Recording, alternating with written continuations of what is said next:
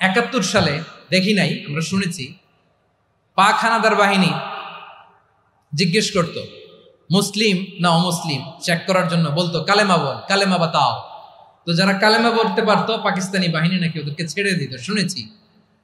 তো একজনকে, এক বাঙালিরে পেয়ে তার মাথার মধ্যে বন্দুকর নল ধরে বলতেছে কালেমা বল সালে, কালেমা বাতা, কালেমা বল। তো ভয়ের চোটে এই দোয়া পড়া শুরু করছে।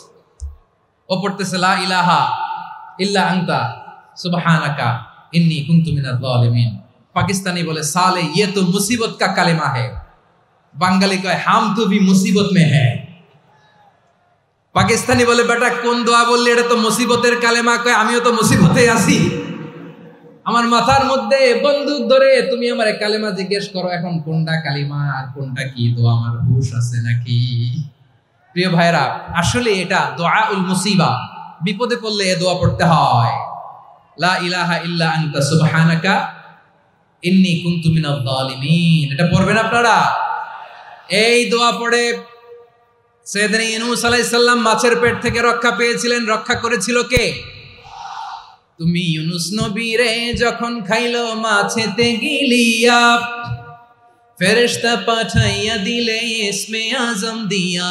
প্রাণে ছিল যাহার ভয় সেথা পাইল আশ্রয়, প্রাণে ছিল যাহার ভয় সেথা পাইল আশ্রয়। মাছের পেট হতে সে যে পেল পরিত্রাণ। আল্লাহু আল্লাহু তুমি জাল্লে জালালুহু, শেষ করা তো যায় না গে তোমার গুণগান। আল্লাহু আল্লাহু সুবহানাল্লাহ পড়ে। লা ইলাহা ইল্লা আনতা সুবহানাকা ইন্নী কুনতু মিনাজ জালিমিন। বিশ্বনবী বললেন দেয়ালে পিঠ থেকে গেলে, চোখে মুখে অন্ধকার, বাঁচার কোনো উপায় নাই, তখন এই দোয়াটা পড়তে হবে। এই দোয়া পড়ে আল্লাহর কাছে ফরিয়াদ করলে বিপদ মুক্ত করবেন কে? কেন এই দোয়াটা আল্লাহর কাছে বড্ড প্রিয় জানেন আমার ভাইরা? কারণ এই দোয়ার মধ্যে 3টা জিনিস আছে। আমি যেরকম আঙ্গুল উঁচু করেছি এরকম করেন তো। 3টা। কয়টা? 3টা। 1 নম্বরে হচ্ছে তাওহীদ, 2 নম্বরে তাসবিহ, 3 নম্বরে তাকরীর। আই রিপিট, আবারও বলছি, 1 নম্বরে তাওহীদ, 2 নম্বরে তাসবিহ, 3 নম্বরে তাকরীর। এই দোয়াটা আল্লাহর কাছে এত পছন্দনীয় কারণ এ দোয়ার প্রথম অংশে আছে তাওহীদ, আল্লাহর একত্ববাদের ঘোষণা। লা ইলাহা ইল্লা আনতা, ও আল্লাহ আপনি ছাড়া কোনো ইলাহ নাই, উপাস্য নাই। এই কথা বললে আল্লাহ বড় খুশি হয়ে যায়। সুবহানাল্লাহ পড়েন। এ দোয়ার দ্বিতীয় অংশে আছে তাসবিহ, মানে আল্লাহর প্রশংসা, প্রশংসা সূচক বাণী।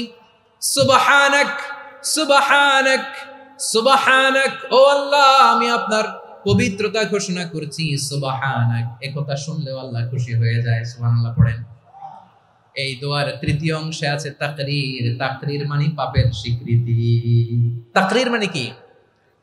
তাকরীর মানে পাপের স্বীকৃতি। এই দোয়ার তৃতীয় অংশে আছে ইন্নী কুনতু মিনাল জালিমিন, ও আল্লাহ আমি জালিমদের অন্তর্ভুক্ত। আল্লাহ আল্লাহ আমি জালেম, আল্লাহ আমি ভুল করেছি, অন্যায় করেছি, আল্লাহ আমি জালেমদের অন্তর্ভুক্ত। এই পাপের স্বীকৃতি, অ্যাকনোলেজমেন্ট আল্লাহ বড্ড পছন্দ করে।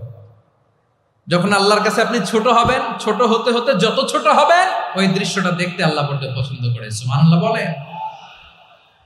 3 নম্বর অংশ ইন্নী কুনতু মিনাজ জালিমিন, আল্লাহ আমি জালেমদের অন্তর্ভুক্ত। সাইয়েদনা আদম আলাইহিস সালাম ভুল করে যখন নিষিদ্ধ গাছের ফুল খেয়ে ফেললেন, ফল খেয়ে ফেললেন, আল্লাহ বললেন আদম ক্ষমা পেতে চাইলে তুমি আর হাওয়া মিলে স্বীকৃতি দাও, পাপের স্বীকৃতি আর পড়ো। রব্বানা যালামনা আনফুসানা ওয়া ইল্লাম তাগফির লানা ওয়া তারহামনা লানাকুনান্না মিনাল খাসিরিন। ও আল্লাহ আমি আদম আর হাওয়া যালামনা আনফুসানা, আমরা আমাদের নফসের উপর বড্ড জুলুম করেছি।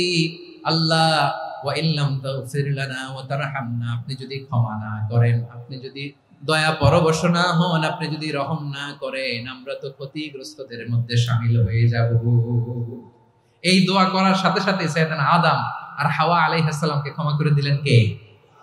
তাহলে এই দোয়ার 3 নম্বর অংশ তাকরীর, এটা আল্লাহ বড্ড পছন্দ করে। আমার কলিজার টুকরা ভাইয়েরা, গুনাহ করে শিকার যেতে হবে, এটা আল্লাহ ভালোবাসেন।